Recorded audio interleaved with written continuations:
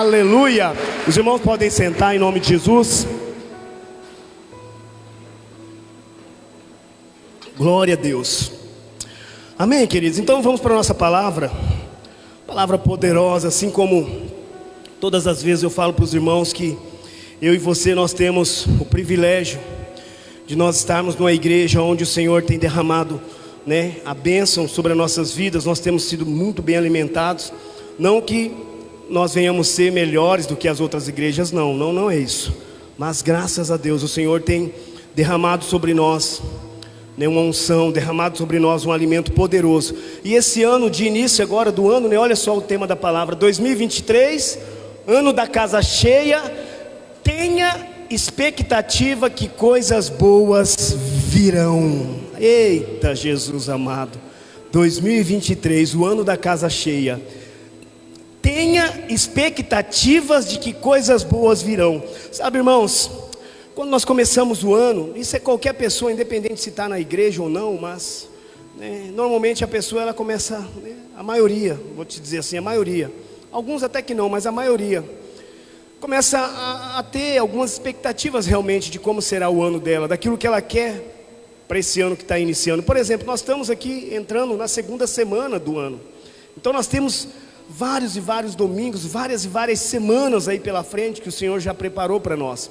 Então o que acontece? Normalmente as pessoas elas fazem isso, elas começam a ver o que eu fiz no ano passado, tal coisa que não deu certo.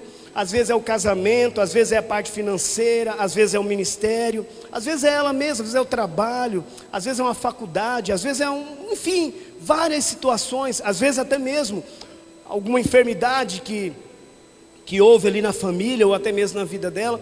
Então, ou seja, tudo isso, e daí ela começa a analisar, ela começa até mesmo olhar para a situação, situação do país, situação econômica, situação de tudo. E tudo isso às vezes faz com que a pessoa ela não tenha uma expectativa. Às vezes ela acha que esse ano é um ano normal, é um ano comum, é como se fosse mais um ano. É todo dia assim, é como se fosse mais um dia para viver, mais uma semana para começar, mais uma segunda-feira, mais isso. Não, queridos, não. A palavra está dizendo claro para nós ali, tenha expectativa que coisas boas virão. E nós precisamos ter, toda pessoa precisa ter expectativa de que coisas boas virão, independente do que aconteça.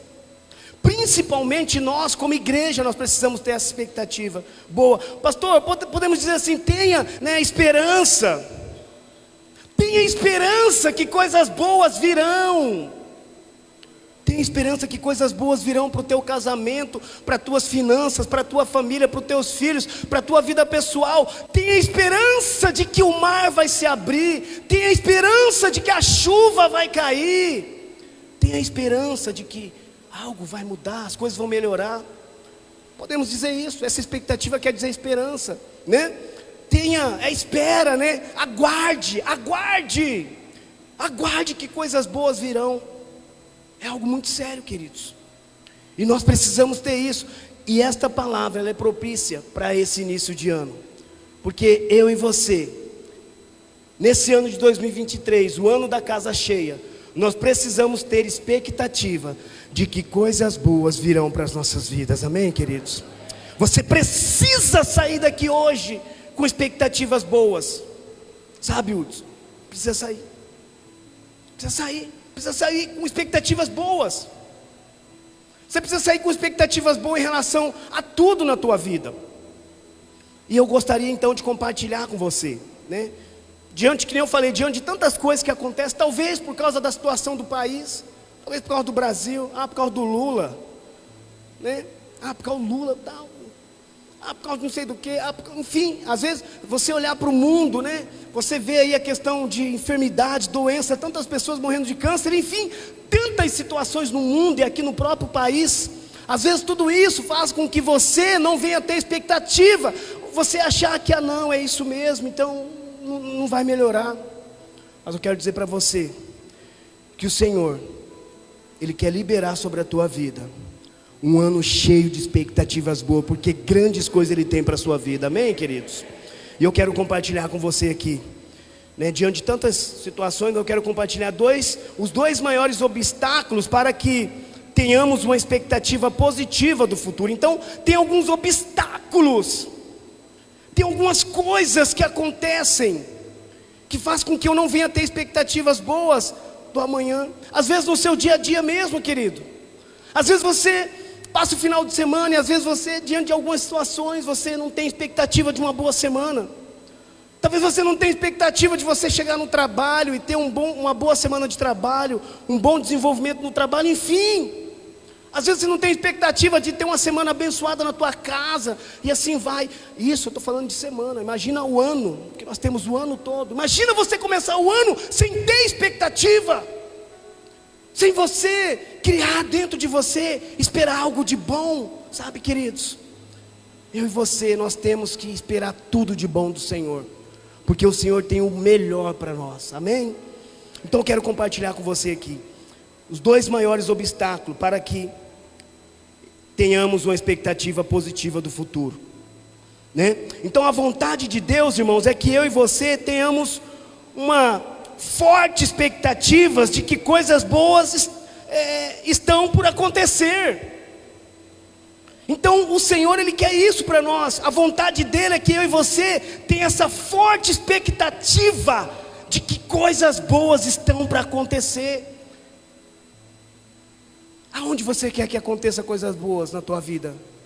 Esse ano de 2023, nós estamos apenas na segunda semana. Você tem várias semanas pela frente. Você tem vários domingos, várias segunda-feiras. Você tem, olha, N e N meses. Onde você quer? Qual é a expectativa em relação à sua casa, ao seu trabalho, ao seu ministério, à sua família, à sua vida mesmo? Qual é? Ou você está só esperando a morte chegar? Talvez alguns estejam assim, esperando a morte chegar. Né? Tem aquela música, deixa a vida me levar, vida leva eu. Tem gente assim, queridos. Mas o Senhor, Ele quer que nós tenhamos fortes expectativas boas, de que coisas boas vão acontecer. Sabe, queridos, e é claro, coisas boas irão acontecer. Coisas boas irão acontecer, Rafael. Coisas boas irão acontecer. Eu creio, pastor Geraldo. Coisas boas irão acontecer. A palavra de Deus diz: o choro pode durar uma noite, mas a alegria vem pela manhã. Aleluia! Coloca para nós lá o texto. Salmo 30, no capítulo 4. Qual é o capítulo 4, capítulo 5? Olha o que diz o texto. Sabe, queridos, o choro. Então qual é o choro? O choro pode ser a enfermidade, o problema no casamento, o problema financeiro, no ministério, sei lá onde for. Mas é isso, olha o que o salmista diz para nós. Salmodiai ao Senhor, vós que sois seus santos. Os seus santos somos nós, queridos. Eu e você, nós somos santos através de Jesus. E dai graças. Peraí, volta um pouquinho lá, volta lá. E dai graças ao seu santo nome, porque não passa de um momento a sua ira. Ou seja, Deus às vezes Ele fica irado, chateadinho, sabe? Ele fica às vezes chateado com a gente, fica triste. Deus às vezes fica triste, né? Porque o pai fica triste com o filho, não fica? Quem que é pai aqui, duvido que não fica triste com o filho. Eu fico triste com as minhas filhas. Com a Carol, que estava aqui agora, de vez em quando fico triste com ela, eu tenho que ir. Fica. Mas assim, olha o que a palavra está dizendo, ó, porque não passa de um momento. Então é algo assim, rapidão. O pai, rapidão, ele, sabe, mas o seu favor dura a vida inteira. Olha só, porque não passa de um momento a sua ira, o seu favor dura a vida inteira. Ao anoitecer pode vir o choro, mas a alegria vem pela manhã. Aleluia!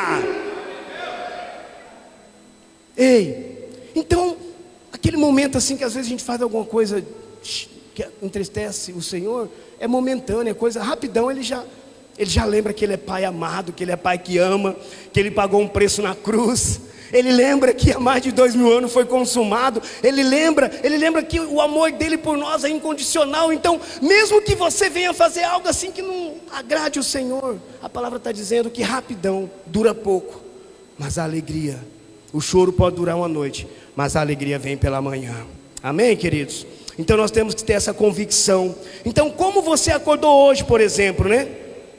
Com uma maravilhosa expectativa de bênçãos, ou com o coração cheio de apreensão e medo?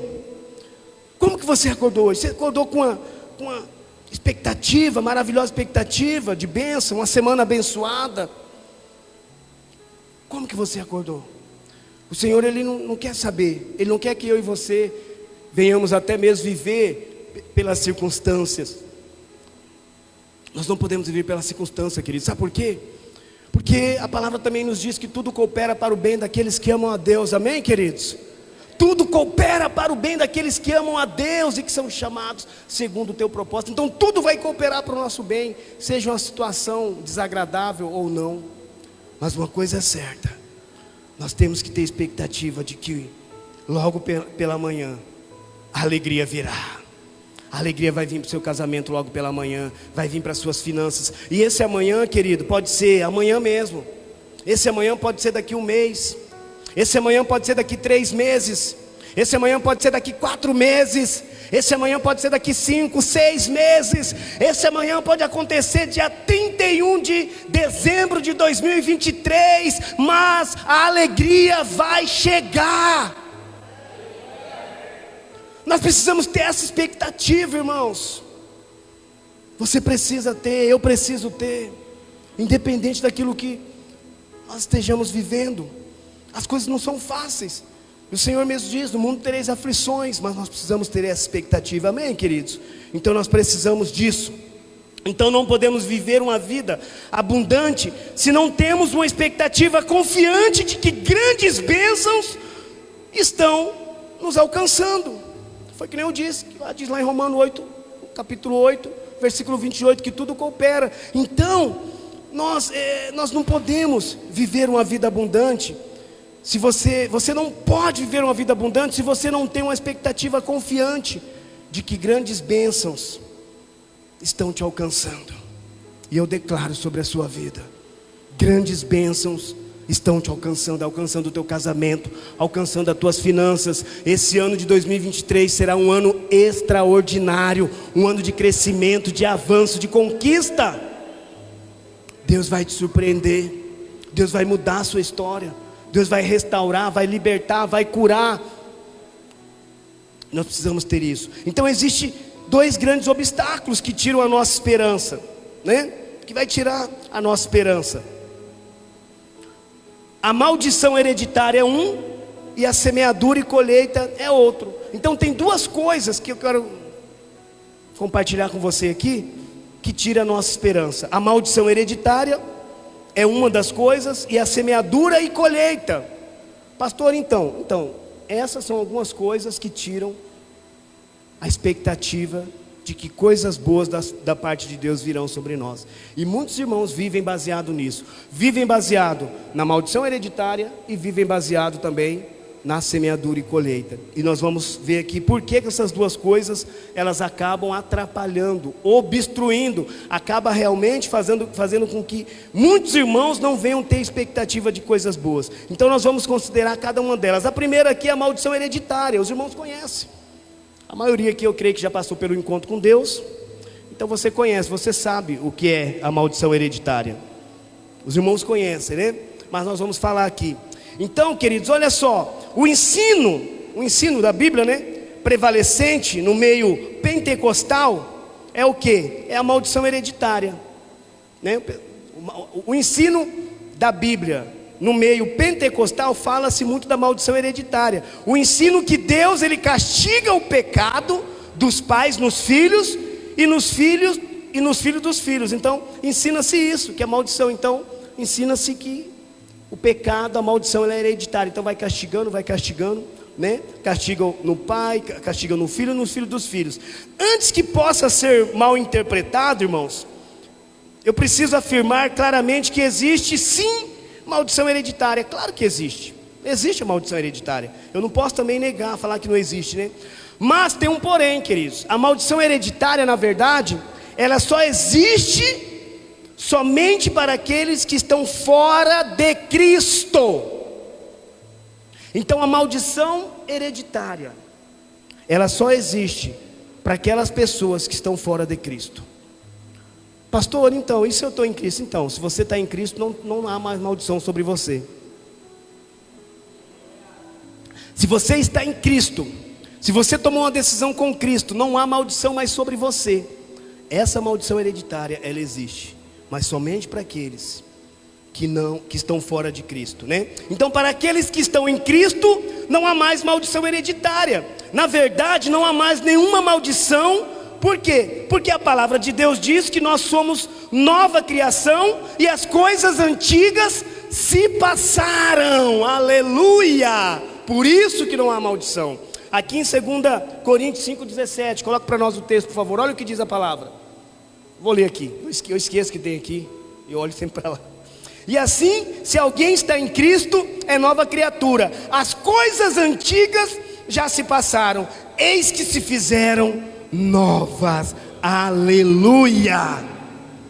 Então não há maldição sobre aquele que está em Cristo Jesus. Então não há maldição sobre a igreja. Não há maldição hereditária sobre nós. Então essa situação de maldição hereditária, de às vezes querer atrapalhar você a ter expectativa de que coisas boas virão sobre a sua vida, você tem que cancelar ela da tua vida. Você crente, você não pode viver baseado em maldição hereditária. Isso não faz mais parte da tua vida. Por quê? Porque você é uma nova criatura. As coisas velhas se passaram, eis que tudo se fez novo. Aleluia. Então nós temos que ter essa convicção, querido. Então essas coisas antigas que passaram, irmãos, elas incluem cada maldição hereditária. O Senhor Jesus, Ele já se fez maldição em nosso lugar, para que a bênção de Abraão chegasse até nós. O Senhor Jesus, Ele se fez maldição em nosso lugar. A maioria dos irmãos sabem disso. O pecado, o nosso pecado foi cravado na cruz com Ele. A nossa maldição, todo o nosso jugo, todo o nosso pecado, toda a nossa sujeira, tudo foi lançado na cruz. Ali, em Jesus na cruz. Ali em Gálatas 3,13, coloca para nós por favor o texto. Está ali? Ali, olha só o que diz o texto, ó. Cristo nos resgatou da maldição da lei. Que é a maldição hereditária. A maldição hereditária, quem vive mais isso é o povo da lei. Então Cristo nos resgatou. Pastor, mas por que Cristo me resgatou da maldição da lei? Que podemos dizer a maldição hereditária. Porque você está em Cristo, você é uma nova criatura e a maldição cessou na tua vida. Ela foi cancelada na tua vida. É o que o texto está dizendo, ó. Cristo nos resgatou da maldição da lei, fazendo-se Ele próprio maldição em nosso lugar. Porque está escrito, maldito todo aquele que for pendurado em madeiro. E Jesus fez isso. Por isso que eu e você, nós não podemos viver baseado, né, na maldição hereditária. Nós não podemos fazer isso, queridos. Aqui também, coloca para mim aí o texto. Eu achei bacana esse texto também, que não está na edificação. Isaías 53, coloca para mim lá, olha só. Isaías 53, 4 e 5, tá? Olha o que diz o texto aqui. Certamente Ele tomou sobre si as nossas enfermidades e as nossas dores levou sobre si, e nós o reputávamos por aflito, ferido de Deus e oprimido. 5. Mas Ele foi transpassado pelas nossas transgressões e moído pelas nossas iniquidades. O castigo que nos traz a paz estava sobre Ele, e pelas suas pisaduras fomos sarados. Não há maldição. Não há maldição. Não tem uma maldição sobre você.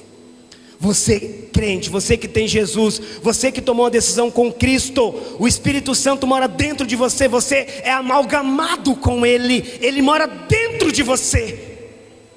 Então não há maldição sobre você, porque sobre Cristo foi levado todas as nossas maldições. Então apesar disso, irmãos, muitos ainda vivem com medo de maldições do passado. Então qualquer coisa que aconteça, é que o meu pai, a minha mãe, o meu tataravô era macumbeiro, o meu tataravô matou, a minha tataravó era prostituta, enfim, sabe? E daí fala, mas é que daí a maldição veio para mim também, então eu tenho essa maldição. por isso que eu vivo essa vida assim, sabe? Sabe o que acontece? Meu pai, ele era muito trapaceiro, ele era trambiqueiro. Ele enganava o povo, ele roubava dinheiro do povo. E daí sabe o que acontece? A minha vida agora, mesmo que eu sou crente, é uma vida miserável. Porque eu sou miserável, daí eu não consigo crescer assim. As minhas finanças, eu sou tudo enrolado, porque eu tenho maldição. Meu irmão, pelo amor de Deus, em nome de Jesus, tire isso da sua mente.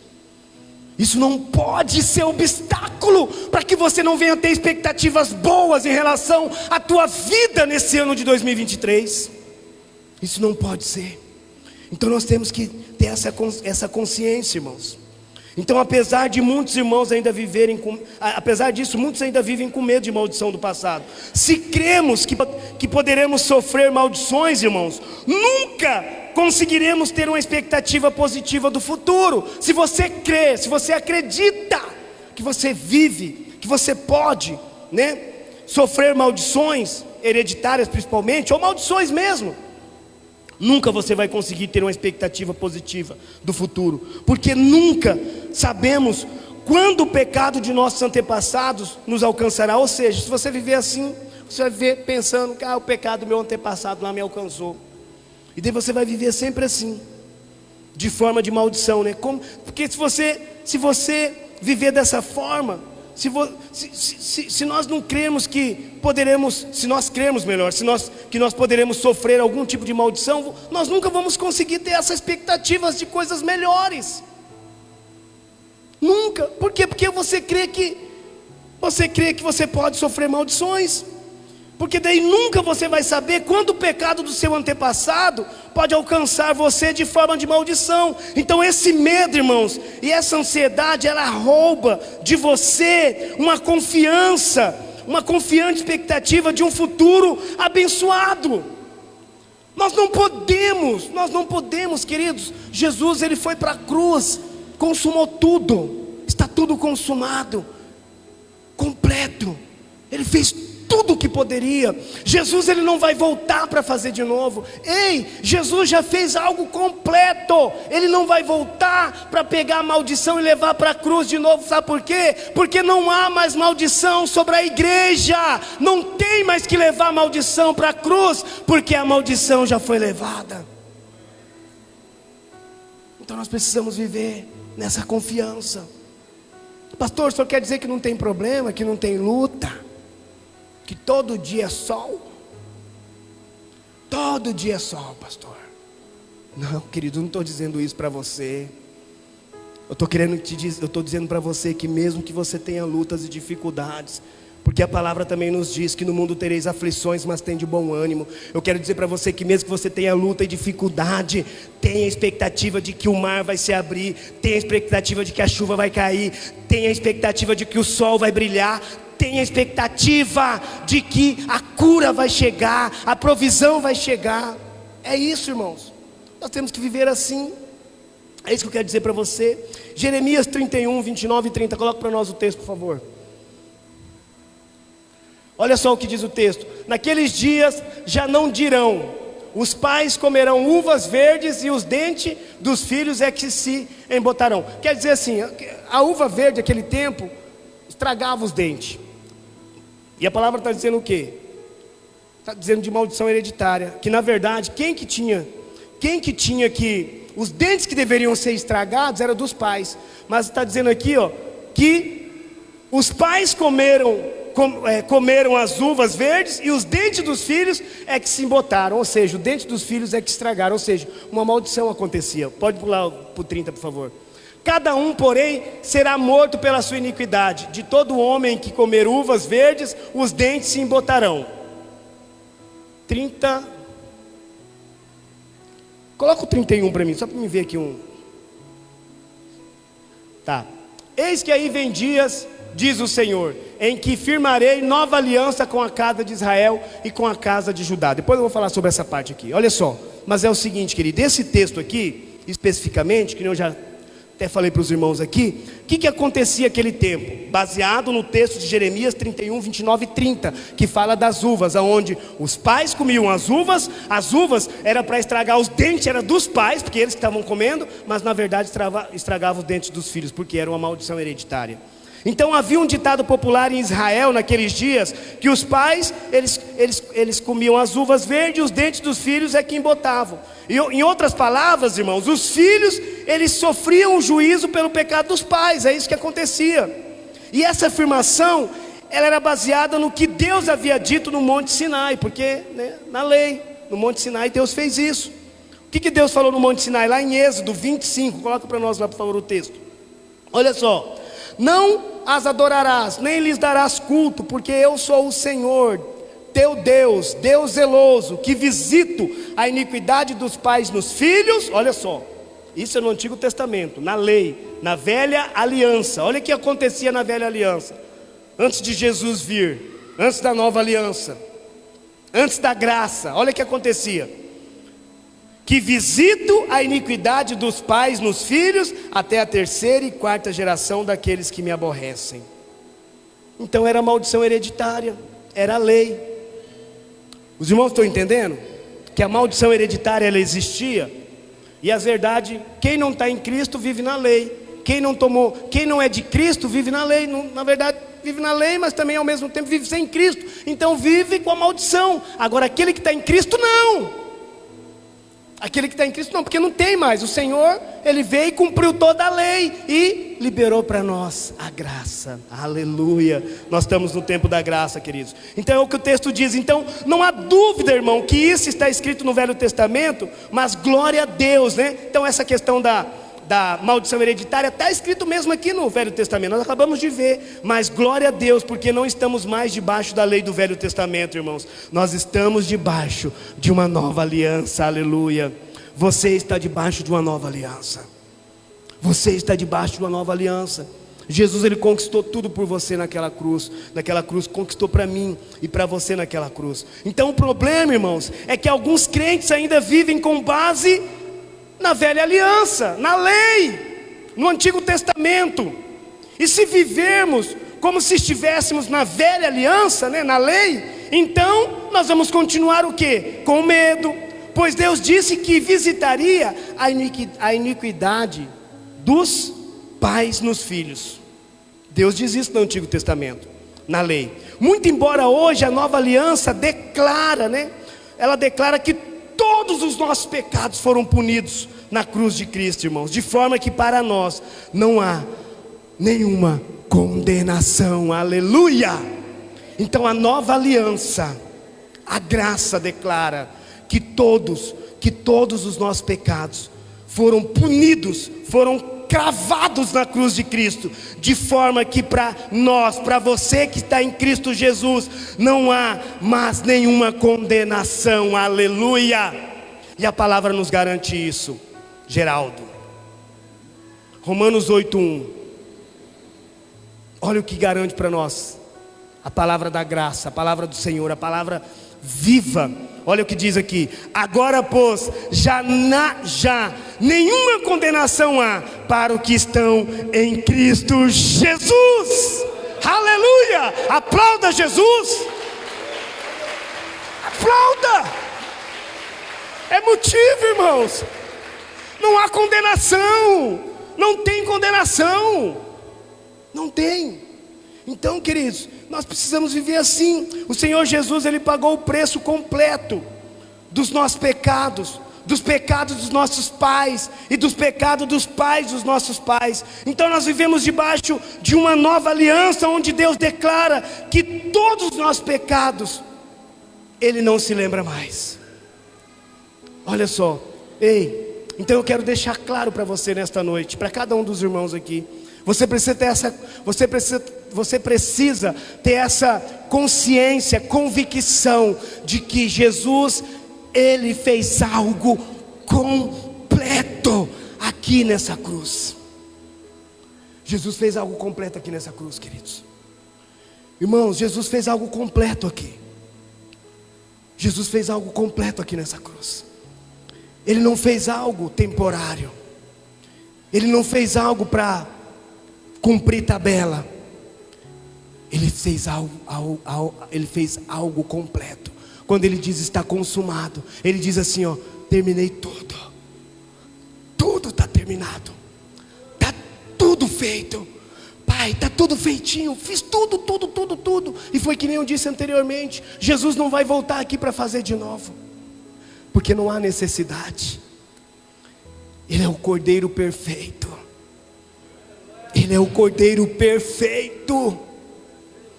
Ele é o único que foi digno de fazer. Então eu quero lembrar você que o Senhor Jesus nessa cruz, Ele morreu pelos seus pecados, pelos pecados dos seus pais, pelos pecados dos seus avós, dos seus tataravós, pelos pecados dos seus filhos. E melhor ainda, Ele morreu pelo pecado que você cometeu ontem, pelo pecado que você cometeu hoje, e pelo pecado que você vai cometer amanhã. Completo. Pastor, só quer dizer que eu tenho que viver pecando? Não estou dizendo que você tem que viver pecando. Eu não quero, e nós não podemos viver pecando, porque nós sabemos que nós somos nova criatura. Nós não podemos ter uma vida de pecado. Porém eu quero dizer para você, que se caso você cair, se caso você tropeçar, você já tem um advogado e um juiz que te defende. Esse juiz e advogado é Jesus. Sabe, queridos, é isso. Então você não vai ficar prostrado, sentindo condenado, sabe? Ai, acabou minha vida, acabou meu casamento, acabou minhas finanças, acabou meu ministério. Não, porque agora, não, porque não. Não, irmãos, nós não podemos viver assim. O Senhor, Ele fez algo completo para nossas vidas, amém, queridos? Eita, irmãos, Deus é bom demais. O Senhor é muito poderoso. Então o Senhor Jesus, Ele pagou o preço completo dos nossos pecados, que nem eu disse para você. E onde Deus declara, Ele declara que todos os nossos pecados, Ele não se lembra mais. Ele não lembra mais de seus pecados, amém, irmãos? Ele não lembra mais de seus pecados. Ele não lembra de nenhum pecado. Então também, podemos dizer assim também, de nenhum modo me lembrarei dos seus pecados e das suas iniquidades para sempre. Está lá em Hebreus 10, 17. Olha o que diz o texto. Também acrescenta, também de nenhum modo me lembrarei dos seus pecados e das suas iniquidades para sempre. Para sempre Ele não vai lembrar dos seus pecados. Para sempre. E às vezes você comete alguma coisa, você fica lembrando. Ou então você condena o outro, você lembra o outro do pecado dele. E o Senhor está nos garantindo que Ele não lembra para sempre. Ele nunca mais vai lembrar do pecado, porque o que Jesus fez aqui foi completo. Sabe, queridos, isso é real, irmãos. Sabe, irmãos, isso é real. É Deus mesmo, não é religiosidade. Sabe, queridos, eu sempre falo para os irmãos, cumprir tabela. Às vezes alguns irmãos estão, pastor, eu estou aqui para cumprir tabela. Mas vocês não sabem o quanto isso é forte dentro de mim, quando eu falo que nós não estamos aqui para cumprir tabela. Sabe por que isso é real, irmãos? É real. Deus é real. Você é resultado. Você está aqui porque você é resultado desse Deus poderoso, amém, queridos? Você e eu, nós somos resultados. Coloca para mim também ali, por favor, Hebreus, do capítulo, coloco 10, depois coloco 12, tá? Não coloco 11 não. Olha só o que diz o texto, ó. Porque esta é a aliança que firmarei com a casa de Israel, o Senhor dizendo, com a casa de Israel após Cristo, depois de Cristo, tá? Quando Cristo veio. Depois daqueles dias, ou seja, quando Jesus vir, quando Jesus ir para a cruz, quando Jesus morrer na cruz, quando Jesus receber sobre Ele todos os pecados da humanidade, toda a condenação, todas as maldições da eternidade. É isso que o Senhor está dizendo, ó. Depois daqueles dias, diz o Senhor, depois que Ele sofrer, depois que Ele passar ali, sabe, passar todo aquele dia, depois do terceiro dia que Ele ressuscitar, depois de tudo, o Senhor está dizendo, depois daqueles dias, diz o Senhor, na sua mente, na mente de cada pessoa que aceitou Jesus, imprimirei as minhas leis, também sobre o seu coração as escreverei, e eu serei o seu Deus, e eles serão o meu povo. Aleluia. Coloca o 12. Foi isso? É. Deixa eu ver aqui se é isso mesmo. Peraí, eu me empolguei, peraí. É isso mesmo. Olha só o que diz aqui, ó. Pois para com as suas iniquidades, com os seus pecados, né? Suas maldições, usarei de misericórdia, e dos seus pecados jamais me lembrarei. Aleluia. É esse Deus que entrou dentro de você. É esse Deus que você teve uma experiência, queridos. Então é isso, irmãos. Então esta é a principal cláusula da nova aliança. Qual que é a principal cláusula, Senhor? Ela foi, pastor, qual que é a principal cláusula? Ela foi estabelecida sobre essa premissa de que o Senhor, Ele não se lembra dos seus pecados. Essa é a principal cláusula. Então Ele não lembra dos seus pecados. Então você não tem que viver baseado em maldição, em pecado de fulano, beltrano, ou até mesmo o seu. Essa é a principal cláusula.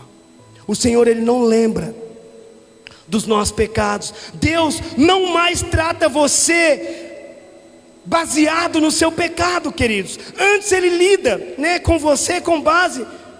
Antes de tudo isso, sabe o que acontece? Então Deus, Ele não trata você mais, Hudson, baseado no seu pecado. Deus não trata você, Rafael. Deus não trata você, Geraldo, Renan, cada um aqui, Fabiano, cada um dos irmãos, Deus, Ele não nos trata baseado no nosso pecado, não. Mas qual que é o tratamento de Deus agora conosco? Sabe qual que é, querido? O tratamento de Deus, Ele trata você hoje com base no substituto perfeito. Aleluia!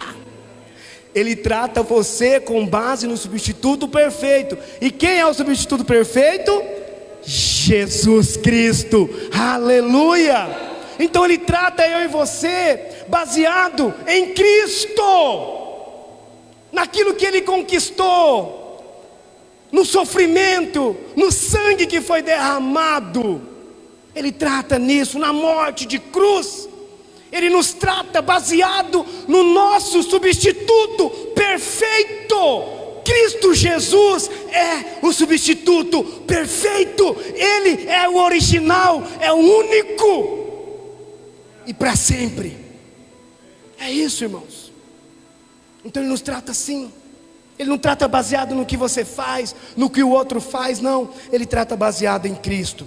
Ele é o nosso substituto perfeito. Coloca para mim 1 João 4,10.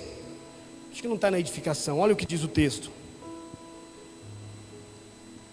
Nisto consiste o amor, não em que nós tenhamos amado a Deus, mas em que Ele nos amou e enviou o seu Filho como propiciação pelos nossos pecados. Aleluia. Aqui, olha só, Deus enviou Ele em nosso lugar. Ele é o nosso substituto perfeito. Amém, queridos? Então, sabe, irmãos, nós não podemos viver uma vida com expectativas erradas. Então essa é a principal diferença entre as duas alianças, irmãos.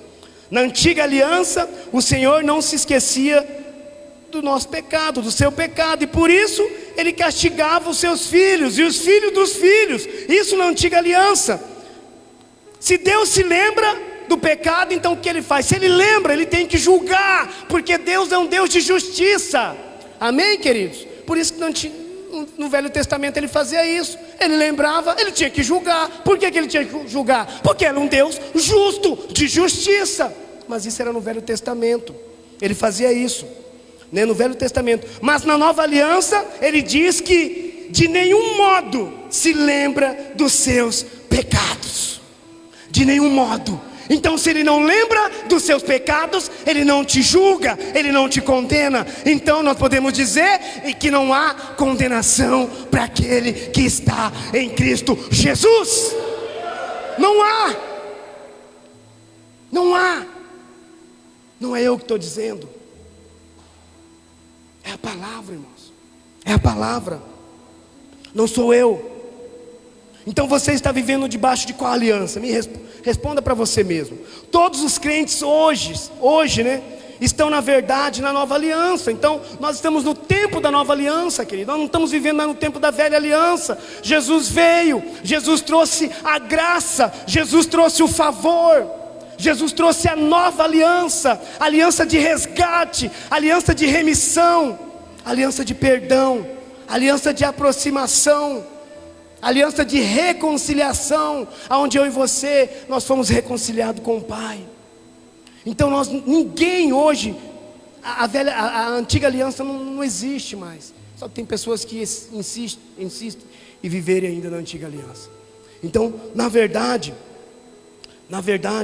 todos nós precisamos viver hoje, né? Estamos vivendo na verdade na nova aliança. Mas infelizmente, muitos vivem com a mentalidade da velha aliança, que nem eu disse. Então eles vivem esperando o julgamento, esperando o castigo, esperando a maldição. Eles vivem fazendo isso. Isso é terrível, irmãos.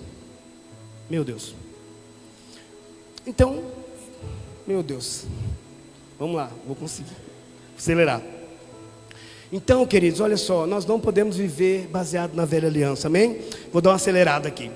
Então, se lermos cuidadosamente o contexto de Jeremias 31, 29, que é o texto que nós já lemos atrás, nós veremos que Deus ele está dizendo exatamente isso, a partir do verso 31, o que ele diz? O Senhor diz que a nova aliança, ela iria colocar um fio ao fato dos pais pecarem e os dentes dos filhos ficarem embotados, que nem um texto que nós lemos lá, que antigamente na velha aliança era assim. O pai comia a uva, em vez do dente dele apodrecer, ficar sujo ali, né, tal, era o dente dos filhos que ficavam. Só que o Senhor está falando aqui, que o Senhor disse que na nova aliança Ele iria colocar um fio ao fato dos pais pecarem e os dentes dos filhos ficarem embotados, colhendo as consequências e o juízo da iniquidade dos pais, está lá em Jeremias.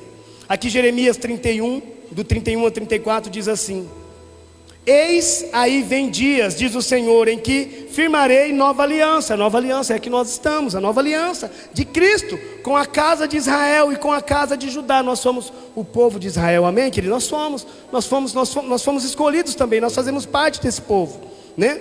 Nós somos de Deus, amém, queridos? Você crê nisso? Que você é o povo que Deus também escolheu, nós fazemos parte, nós estamos junto com o povo de Israel. Então, não conforme a aliança que fiz com seus pais. O Senhor dizendo aqui, que a aliança que Ele ia fazer, não é conforme aquela aliança que Ele fez lá no passado, com os nossos pais, tempo da lei. No dia em que os tomei pela mão para os tirar da terra do Egito, porquanto eles anularam a minha aliança. Não obstante, eu os haver despojado, diz o Senhor. Porque esta é a aliança que firmei com a casa de Israel, depois daqueles dias, diz o Senhor. Na mente lhes imprimirei as minhas leis, também no coração lhes escreverei. Eu serei o seu Deus e eles serão o meu povo. Não ensinará jamais cada um ao seu próximo, nem cada um ao seu irmão, dizendo: conhece ao Senhor, porque todos me conhecerão, desde o menor até o maior deles, diz o Senhor. Pois perdoarei as suas iniquidades e dos seus pecados jamais me lembrarei. O Senhor não lembra, o Senhor não vai mais lembrar dos nossos pecados, amém, irmãos? Então naqueles dias, a que se refere aqui no versículo 29, são os dias da nova aliança, esse tempo que nós estamos vivendo. Nos dias de Jeremias, irmãos, era uma promessa, né, da velha aliança ali. Mas hoje nós vivemos na plena realidade do Novo Testamento, da nova aliança, a aliança de Cristo. Precisamos então ensinar, né, uns aos outros, que não mais precisam temer maldições. Você não precisa mais ficar com medo, né, de maldições hereditárias. Por quê? Porque eu e você, nós estamos na nova aliança, amém, queridos? Então não há condenação. Então na cruz do Calvário, o Senhor ele viu que tudo já estava consumado. Jesus fez isso na cruz, está consumado, Ele fez isso. Mas neste momento também, querido, o que aconteceu com Jesus nesse momento ali? Um pouquinho antes, depois, Ele disse, o que aconteceu com Ele? Ele disse que tinha sede, Ele sentiu sede.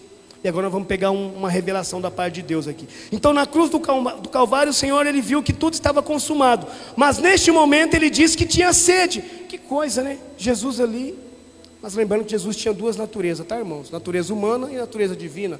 Como homem, Ele sentia sede, sentia vontade, sentia sono. Homem, natureza humana, Ele precisava vir como natureza humana. Mas como Deus, Ele era o Deus Todo-Poderoso, assim como Ele é o Deus Todo-Poderoso. Amém, queridos? Mas aqui, ó, então na cruz ali, Jesus, ele viu que tudo estava consumado, mas neste momento ele disse que tinha sede. Ele disse isso, queridos, para que se cumprisse a Escritura, para que se cumprisse a própria palavra, que está lá em...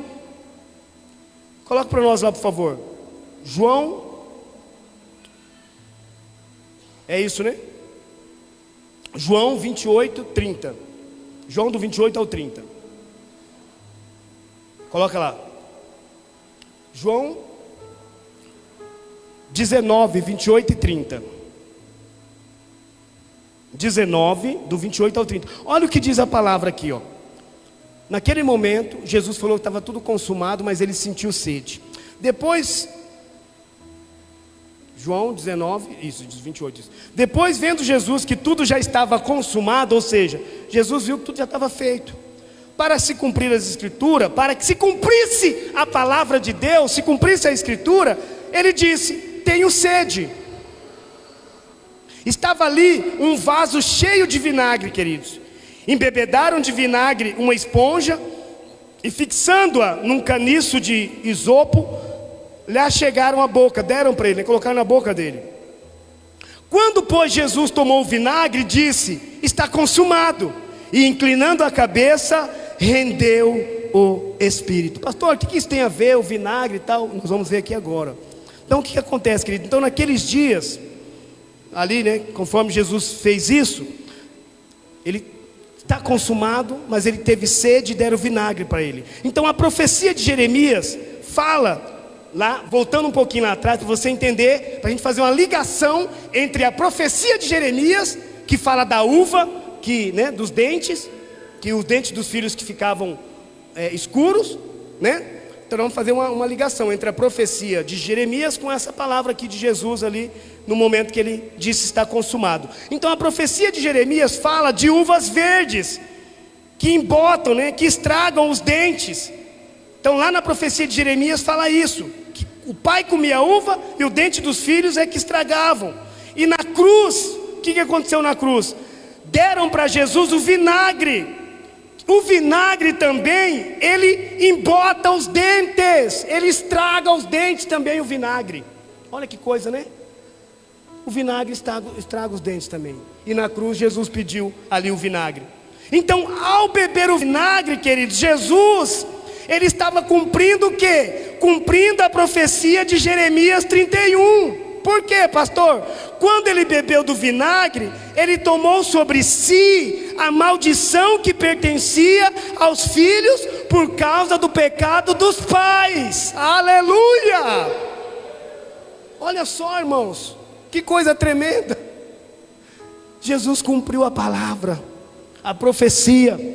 Foi isso que aconteceu. Então ele tinha sede do que? Sede da nossa liberdade. Ele tinha sede de nos libertar da maldição de nossos antepassados. Amém, queridos?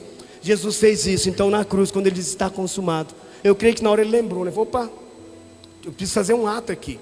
Ele já estava tudo feito. Só que ele falou, preciso fazer um ato, preciso mostrar para a igreja que realmente eu sou um Deus de aliança. A aliança, a velha aliança, eu não quero que eles vivam mais na velha aliança, eu quero que eles vivam na nova aliança. Então eu vou lembrar a eles que o que aconteceu lá atrás, eu estou agora anulando aqui. Amém, queridos? Foi isso que aconteceu. E o outro obstáculo, então o primeiro obstáculo é esse, né? De você viver com maldição hereditária. O segundo obstáculo é a semeadura e colheita. A semeadura e colheita é algo que às vezes a gente fala tanto aqui, né? A gente fala mais aqui de semeadura e colheita quando a gente está falando de oferta, mas você vai entender que a semeadura e colheita realmente ela está direcionada basicamente para oferta, para esse tipo, para essa situação nossa, né, em relação a finanças, amém? Mas nós vamos ver aqui. Então, a primeira coisa que pode obstruir, que pode atrapalhar, que pode fazer com que você venha não ter uma vida com expectativas boas daquilo que Deus vai te dar, é você viver com base na maldição hereditária. Tanto, às vezes, pecado que você cometeu também. Eu cometi, então eu estou sendo punido, eu estou sendo castigado, eu estou isso. Está acontecendo isso comigo porque eu fiz isso. E também, às vezes, você pensar que é por causa de um pecado de algum parente seu, pai, e assim vai. Então, o segundo obstáculo é o quê? A semeadura e colheita. Então, a segunda coisa que destrói a nossa expectativa confiante, irmãos, de coisas boas, é o princípio da semeadura e colheita. Esse princípio destrói. Então, tem pessoas também que acham assim, que ela plantou, então ela vai colher aquela maldição, né? Então, esse princípio está na Bíblia, mas especificamente no Velho Testamento. Lá em Oséias 8:7, coloca para nós, por favor, olha o que diz o texto: porque semeiam ventos e cegarão tormentas, não haverá seara, a erva não dará farinha, e se a der, comê-la-ão os estrangeiros. Então começa dizendo ali, ó, porque semeiam ventos e cegarão tormentas. Ou seja, era isso mesmo, no Velho Testamento também era assim. Você plantava coisas ruins, você ia colher coisas ruins, né? Era isso que acontecia, né? Então a ideia da semeadura, irmãos, é que um dia nós teremos a colheita. Isso é verdade, a ideia dela é, né, você semeou, um dia você vai ter a colheita. E logicamente a colheita será sempre muito maior que a semeadura, amém? A colheita sempre vai ser maior do que a semeadura. Isso tem tudo a ver em você ter uma expectativa boa diante daquilo que Deus tem para você. Porque às vezes você pode estar vivendo aí baseado naquilo que você plantou. Vai, porque eu plantei isso, então eu vou colher. Não tem nada a ver. Por exemplo aqui, então um resumo aqui de Davi, né? Davi, os irmãos conhecem a história. Ele semeou adultério de forma secreta, né? Os irmãos conhecem a história ali. Ele adulterou ali com a mulher. Mas seus filhos depois o fizeram publicamente. Os seus filhos foram lá, né? Ele acabou, um dos filhos acabou casando com as concubinas dele, teve relação sexual com as concubinas de Davi. Então ele matou o marido da mulher. Davi fez isso, mas depois o seu filho favorito foi morto. Isso é o quê? Isso é colheita. Ele colheu. Ele plantou e colheu, né? Lá no Antigo Testamento. Em Daniel 6 nós temos a história dos sátrapas que perseguiam a Daniel, que era um grupo de pessoas ali que perseguiam Daniel, e fizeram com que o rei condenasse Daniel, porque Daniel estava orando a Deus. Então, os irmãos conhecem a história de Daniel, que depois ele foi lançado nas covas dos leões. Tudo isso aconteceu, mas depois, o que aconteceu? Os acusadores, eles é que foram lançados na cova de leões. Os irmãos conhecem a história, estou só fazendo um recapítulo aqui, dizendo que eles fizeram isso com Daniel. Daniel foi lançado, mas os irmãos sabem a história, que na hora que eles olharam lá, tinha um anjo lá dentro. Ou seja, né, Daniel não foi comido pelos leões. Mas depois, esses próprios camaradas, esses próprios acusadores, eles foram lançados na cova dos leões. E não somente eles, mas também foram lançados suas esposas, os filhos deles. Isso é o que? Isso é colheita. Eles pecaram sozinhos, mas toda a família teve um prejuízo. Então veja que todos esses exemplos são do Velho Testamento, queridos. São aqui do Velho Testamento, né? A lei da semeadura e colheita é do Velho Testamento. A lei é do Velho Testamento, mas ainda se aplica ao mundo hoje. Para as pessoas que vivem sem Cristo, o que elas semeiam, elas colhem, bem ou mal. Então quem vive sem Cristo, o que ela vai plantar, ela vai colher, bem ou mal ela vai colher, né? Então nessas circunstâncias, como poderiam ter uma expectativa positiva, né, do futuro? E se a ameaça estava sempre ali na cabeça deles, né? Ninguém sabia o quanto tinham semeado, por isso viviam errando, esperando, na verdade, a terrível colheita dos seus pecados, né? Lá em Hebreus 10, 27, coloca para nós, por favor. Hebreus 10, 27, olha o que diz o texto. Pelo contrário, certa expectação horrível de juízo e fogo vingador prestes a consumir os adversários. Ou seja, pelo contrário, certa expectativa. Eles estavam com expectativa horrível, né, de juízo. As pessoas estavam vivendo com expectativa horrível de juízo, de coisas que eles tinham feito, né? E eles estavam com aquela expectativa de receber coisas ruins relacionadas àquilo. Então eles viviam com uma certa expectativa horrível de juízo e fogo vingador, prestes a consumir os adversários. Então Deus realmente disse que se semeássemos, nós colheríamos. Então Deus disse isso: se nós plantássemos, né, semeássemos, nós íamos colher. Mas quando Deus diz isso, Ele diz isso aonde? Na velha aliança, amém? Quando Ele fala a questão de pecado, de coisa errada. Só no Antigo Testamento que Deus fala que quando você faz errado, você colhe, amém, queridos? No Novo Testamento não tem nada disso, de você fazer algo errado e você colher porque você fez algo errado. Não tem isso, você plantar pecado e colher pecado, ou plantar isso e colher. Não, não tem. No Velho Testamento tinha, né? Então preste atenção que não estou dizendo que não há consequência para o pecado. Claro que não, né? Há consequência. É evidente que todo pecado tem consequência, irmãos. Mas não estamos mais sujeitos à colheita, amém, queridos? Então há consequência, mas nós não estamos sujeitos mais à colheita. Porque quando fala de colheita é muita coisa. Quando fala de colheita é muita coisa. Então nós não estamos mais sujeitos à colheita daquilo que nós fazemos de errado, amém? Consequência sim, consequência tem, a colheita não, amém, queridos? Então a colheita é muito maior que a consequência, que nem eu já disse para os irmãos aqui. Então a colheita é a maldição. A colheita não existe para aquele que está em Cristo, que está na nova aliança, amém, queridos? Você como crente, você tem a consequência do pecado. Se você pecou, você vai ter, por exemplo, né, às vezes ali o camarada bebe, né? E daí dá um trem nele ali, dá um, sei lá, uma overdose de droga, vamos por droga, né? O cara fuma droga, enfim, vários outros tipos de consequências. Às vezes você vai lá, está lá, de repente uma situação que você fez errado e de repente você tem a consequência na hora ali. A consequência existe para o crente, mas a colheita não, amém, queridos?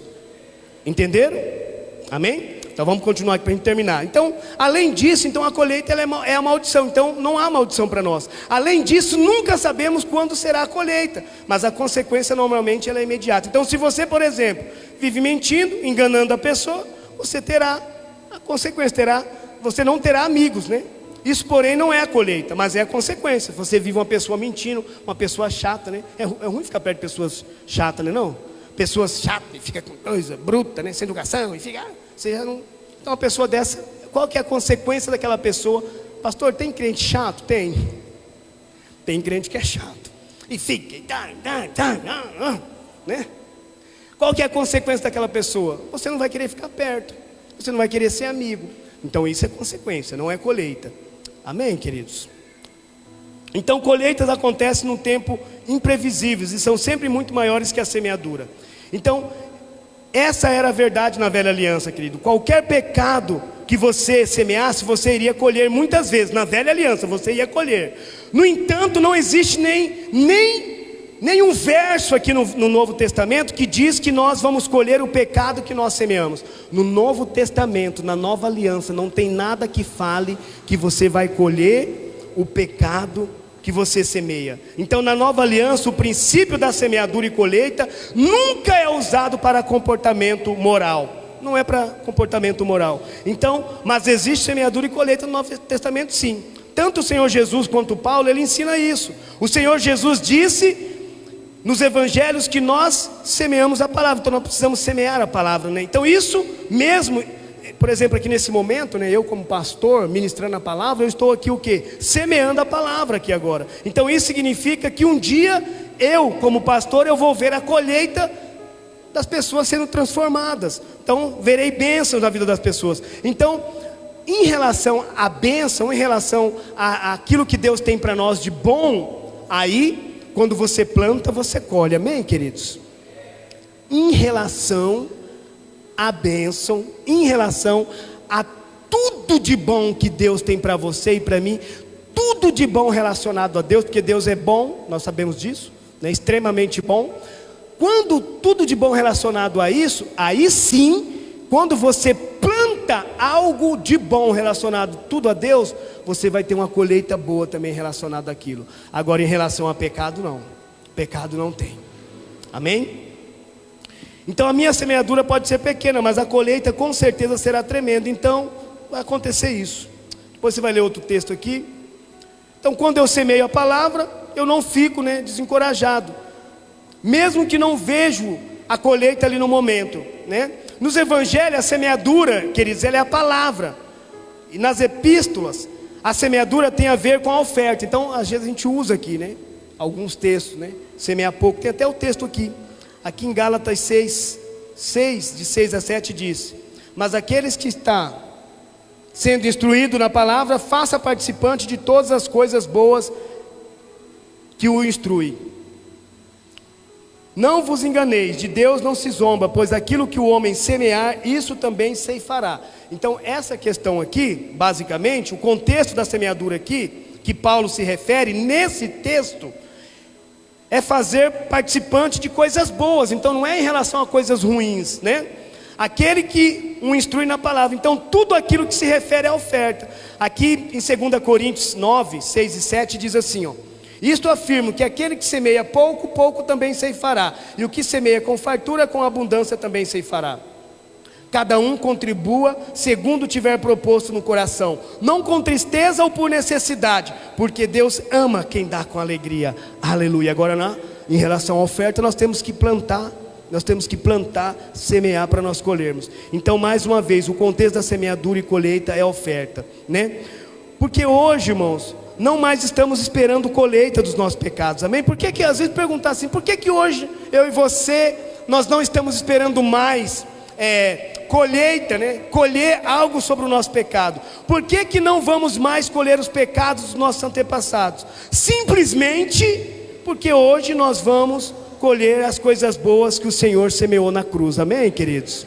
Por causa disso. Por que você não vai colher algo relacionado ao seu pecado, Fabiano? Por que você não vai colher algo relacionado àquilo que alguém da sua família fez aí no passado? Você não vai colher mais isso. Por quê? Porque simplesmente você vai colher hoje tudo aquilo de bom que Jesus, Ele semeou na cruz. Aleluias. Então o Senhor tomou todas as nossas semeaduras na cruz, para que hoje eu e você pudéssemos desfrutar das colheitas que são dele, né? Lá em João 4, 37 e 38 diz assim, ó: pois no acaso é verdadeiro ditado, um é o semeador e outro é o ceifeiro? E vos enviei para ceifar. Olha só, Deus nos enviou para que nós pudéssemos ceifar o que não semeamos, ou seja, nós pudéssemos colher aquilo que não plantamos. Outros trabalharam e vós entraste no seu trabalho. Olha só o que diz o texto. Então, um é o semeador, queridos, e o outro é o que colhe. Jesus é o que semeou na cruz, e eu e você somos o que colhemos aquilo que Ele semeou. Aleluias. Nós somos isso. Então hoje nós estamos colhendo semeaduras que foram feitas pelo Senhor Jesus na cruz. Então Ele obedeceu, mas nós somos abençoados por causa disso, irmãos. Você é abençoado por causa da obediência de Cristo. Então essa é a graça. Qual que é a graça, pastor? Qual que é o tempo da graça? Qual que é a aliança da graça, pastor? Qual que é a graça? A graça é o quê? É você colher o que nunca você poderia ter semeado. Aleluia! Você colhe aquilo que você nunca podia ter semeado na cruz do Calvário. Por isso que não há condenação sobre você. Então nesse tempo da graça, eu e você continuamos colhendo o que não plantamos. Mas assim, nós vamos colher apenas bênção. Amém, queridos? Nós vamos colher apenas bênçãos, porque Jesus ele plantou para nós ali. Então nós vamos colher aquilo que Ele plantou. Então não há maldição. Aqui no Salmo 126 diz assim: aqueles que semeiam com lágrima, colhem com alegria. Isso é impressionante, irmãos, pois a lógica seria semearmos lágrimas. Colhemos uma cachoeira de prantos, né? Mas em vez disso nós colhemos com alegria. E aqui no Salmos, no 126, 5 e 6 diz: os que com lágrimas semeiam, com júbilo ceifarão. Quem sai andando e chorando enquanto semeia, voltará com júbilo, trazendo seus feixes. Aleluia. Então por que a lei da semeadura mudou aqui? Você pode me perguntar: pastor, por quê? Por causa do verso 1 que diz: quando o Senhor restaurou a sorte de Sião.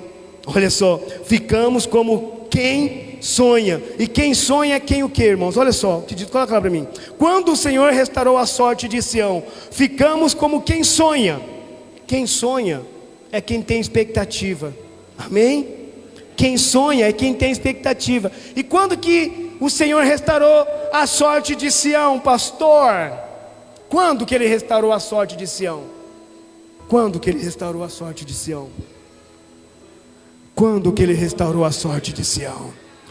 Então, queridos, é o que a palavra está dizendo. Quando o Senhor restaurou a sorte de Sião, Jesus na cruz. Quando o Senhor restaurou a sorte de Sião, ficamos como quem sonha. E quem sonha é quem o quê? Quem tem expectativa, quem tem esperança. Então, se o Senhor restaurou a sua sorte, você tem que ter um ano de 2023 cheios de expectativas boas, cheios de sonhos do Senhor, amém, queridos? Então nós ficamos assim. Então a nossa boca se encheu de riso e a nossa língua de júbilo. Então entre as nações se dizia: grandes coisas o Senhor tem feito por eles, aleluia. Então, queridos, isso se refere a Jesus que restaurou a nossa sorte na cruz. Ele tomou sobre si o cativeiro, Ele tomou sobre si toda a nossa maldição, lá no Getsemane.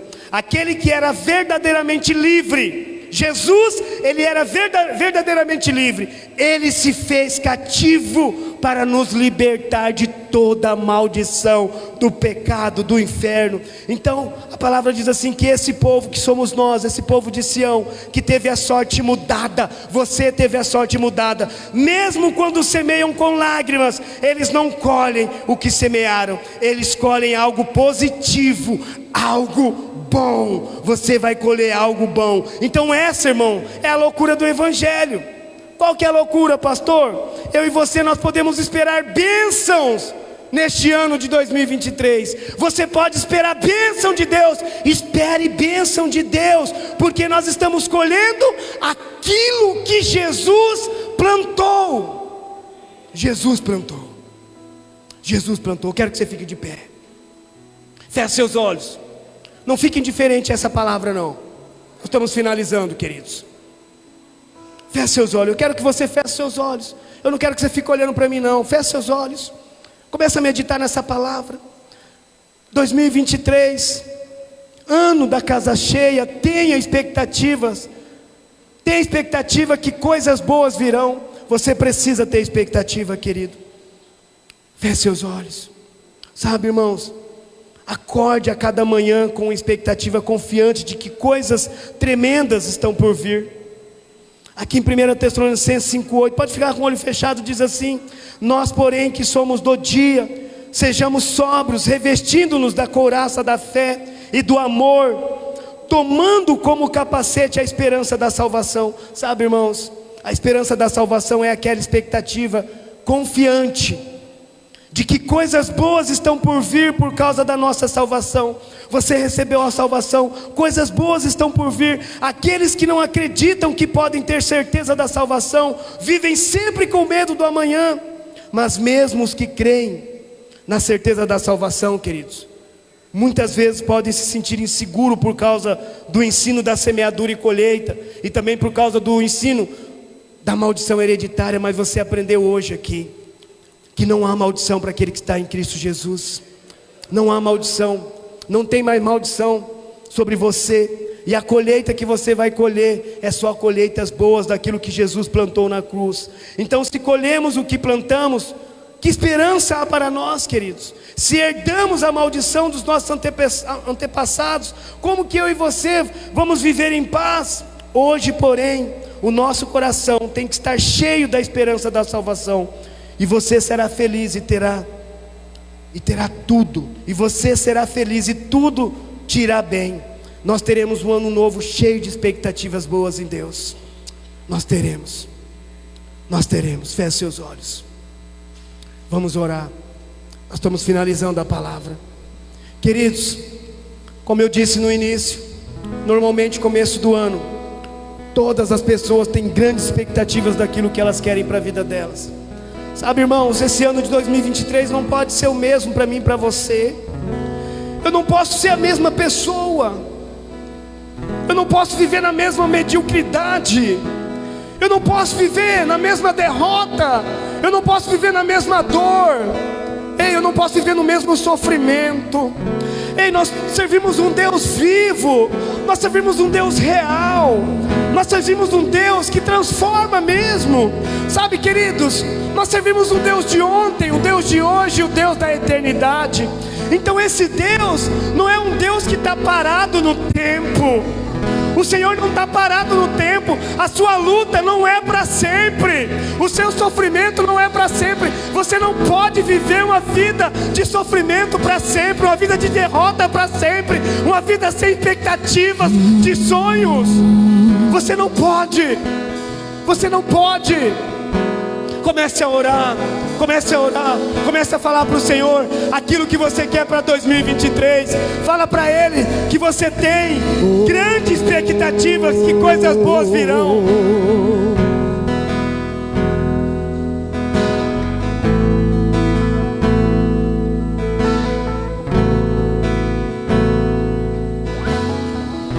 Eu tenho um Deus que não vai deixar essa luta me matar. Que você ore, não fique diferente. Me tomar. Não fique diferente.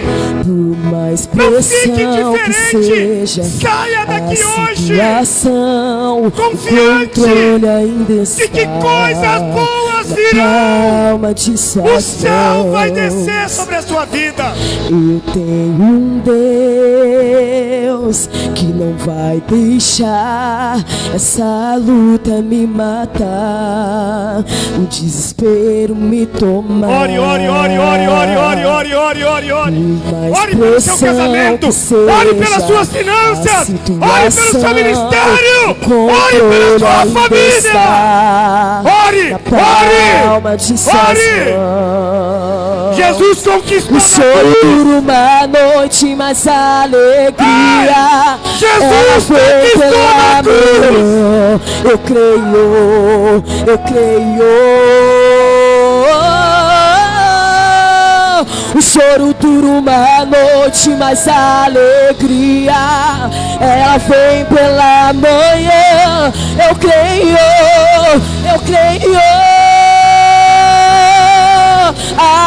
Ainda que a figueira não floresça, que não haja fruto na vide, que o produto da oliveira me dá, todavia me alegrarei, todavia me alegrarei, todavia me alegrarei. Aleluia, aleluia. Eu quero desafiar você a sair do teu lugar e vir aqui na frente. Você vai tomar uma decisão que 2023 será um ano aonde você vai colocar diante de Deus a sua vida e aonde grandes expectativas boas irá sobre você. E você vai colocar diante do Senhor todas as suas expectativas. Coloca diante de Deus. Coloca diante de Deus todas as suas expectativas. Seja ela no seu casamento, seja ela no seu ministério, na sua finança, na vida dos seus filhos. Seja qual for a expectativa. Pode vir mais pra frente, vem mais pra frente. Vem mais pra frente, irmãos, vem mais pra frente. Vem mais pra frente, vem mais pra frente. Se você quiser ajoelhar, se você quiser ajoelhar, ajoelhe. Se você quiser deitar, deite. Mas não saia daqui da mesma forma. Ore! Fale pra Deus, fale pra Ele. Você quer um ano de mudança. O choro dura uma noite, mas a alegria ela vem pela manhã. Eu creio, eu creio. O choro dura uma noite, mas a alegria ela vem pela manhã. Eu creio, eu creio. Ainda que a figueira não floresça, que não haja fruto na vide, que o produto da oliveira minta. Aleluia, Deus vai mudar. Deus vai mudar, Deus vai mudar a sua história. Continue aqui, continue orando. Queridos, no Salmo 30, versículo 5, coloca para mim, por favor. Salmo 30, versículo 30. Olha o que o Senhor diz para você nesse início de ano. Olha o que o Senhor diz para você nesse início de 2023. O Senhor preparou o ano todo para derramar bênção sobre a sua vida, sobre a sua casa, sobre o seu casamento, sobre as suas finanças, sobre o seu ministério. Você vai avançar, você vai crescer, você vai romper. A cura vai chegar, a cura vai chegar, a libertação vai chegar, as finanças vão melhorar, o ministério vai avançar. Coloca lá o texto. Coloca o texto. Salmo 30, versículo 5. Olha o que diz o texto, Salmo 30, versículo 5. Porque não passa de um momento a sua ira, não passa de um momento, querido. Às vezes o Senhor fica triste conosco só um momentinho. O seu favor dura a vida inteira. Ao anoitecer pode vir um choro, mas a alegria, ela vai vir pela manhã. Ela vai vir pela manhã. Coloca para mim também lá em Hebreus 11:1. Olha o que diz o texto. O texto eu quero que você olhe para cá. Olha o que diz o texto.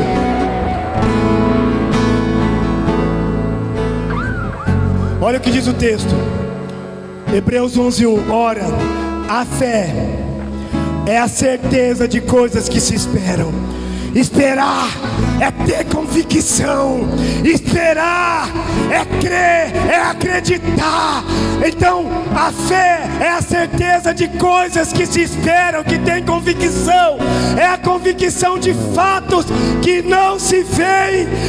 Então, esperar, querido, é ter expectativas. Esperar é ter expectativas. E eu quero que você comece a orar com grande expectativa sobre a tua casa. Comece a orar, continue orando, continue orando, continue orando. Ore, ore, ore, ore, ore, ore, ore, ore, ore, ore, ore. Ore, ore. Oh Deus,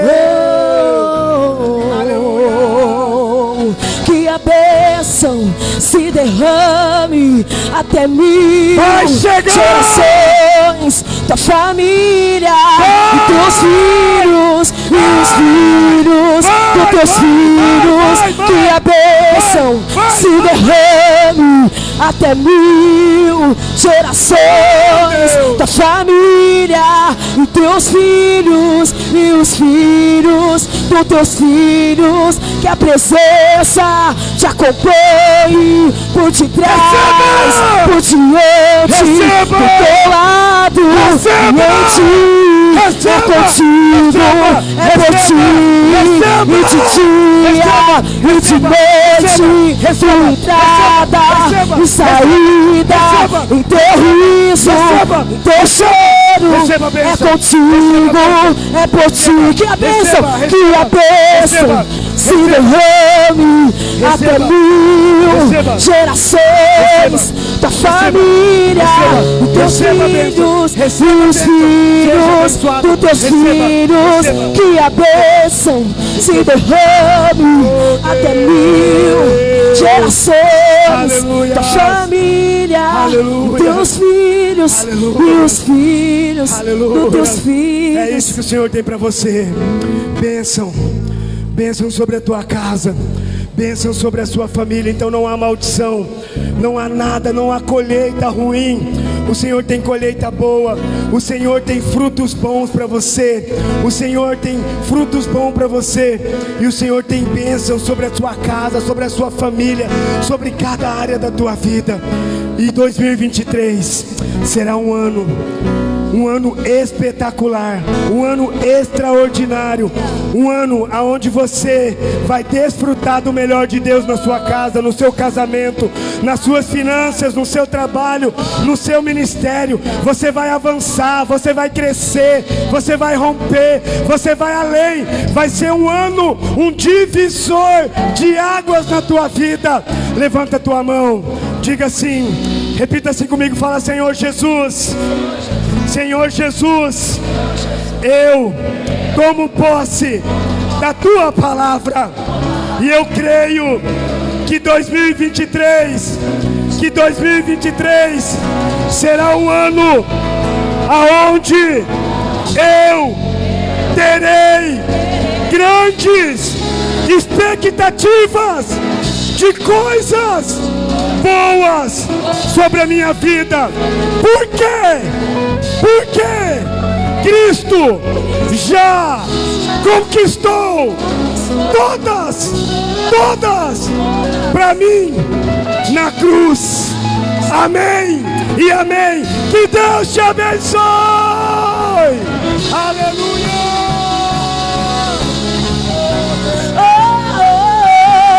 Que a bênção